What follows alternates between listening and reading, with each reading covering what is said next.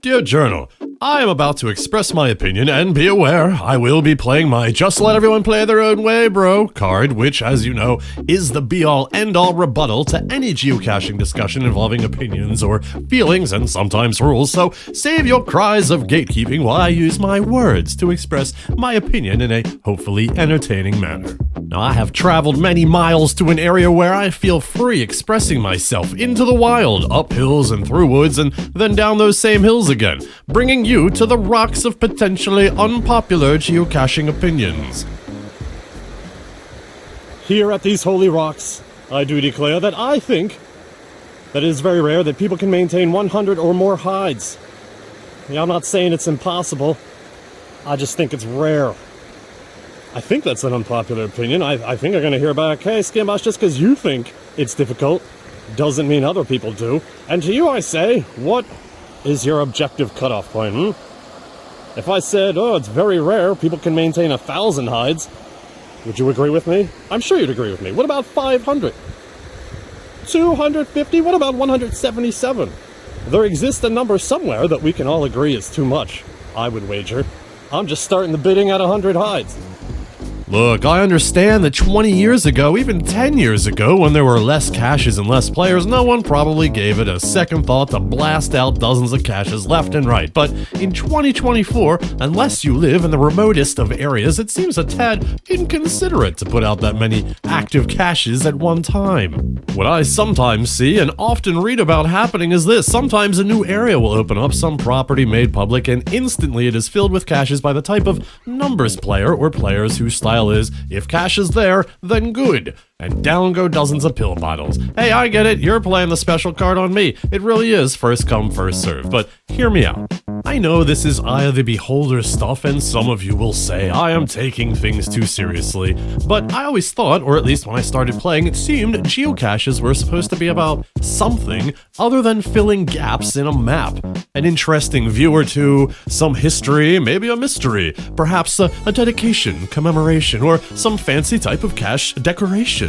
A puzzle or a riddle, a joke, a play on words, a secret chamber located in a house that's made for birds, a can designed for ammo with some most impressive camo. I'm sorry, my opinion is, there is a serious lack of interesting caches in 2024 because it's much easier for numbers people to hit an area without any forethought. Is that an unpopular opinion? I don't know, I better play my card. Skimbosh, you don't have to get every cache is a common, sensible thing that you might be saying right now, and it is true. But let me use the same logic of that statement and say, not every place needs a cache, or at least not by the same person. Variety, yes, the spice of life. If you have 100 plus hides out there and you take care of them and all the local cachers sing your praises, then congrats, God's bless. But to me, you are rare. You are a unicorn, like finding a unique adventure lab. Oh, just gonna open that bag in the middle of this bag. You probably think I'm frothing at the mouth because poor little Skimbosh can't place a cache where he wants to.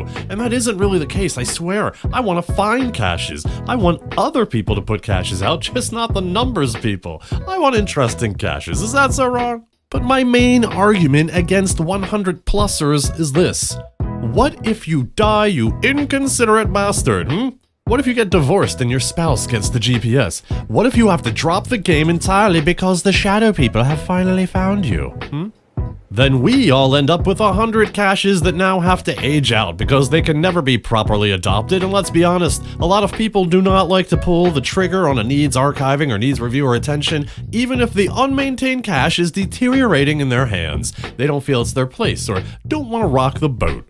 And I get that caches of certain ages and date placements and other stats are important for some geocachers for their the Fizz Gig Challenge or the Fuzzy Wuzzle Index or whatever it's called. It's not my sphere of interest, but I know it happens. And many caches live a long life after they are abandoned by the CO simply because of the kindness of passing cachers. But inevitably, those caches enter a zombie state, a constant need of maintenance limbo, like this cache here. This is one of the oldest in my county, and no one's gonna pull the trigger on this one. I'm not.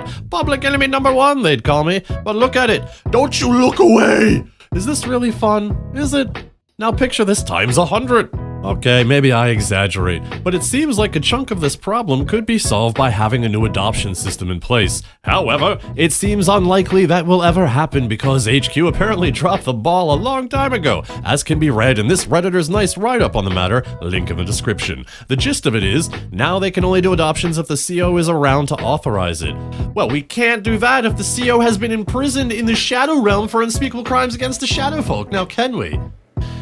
Then people made me hip to the notion that some COs were putting notes on their cache listings or on their profile to indicate what to do in case of their untimely removal from the game of life.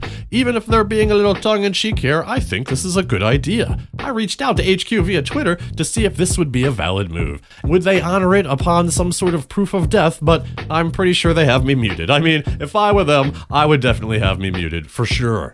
But maybe you should look into contacting HQ or leaving some instructions on your profile. It can't hurt.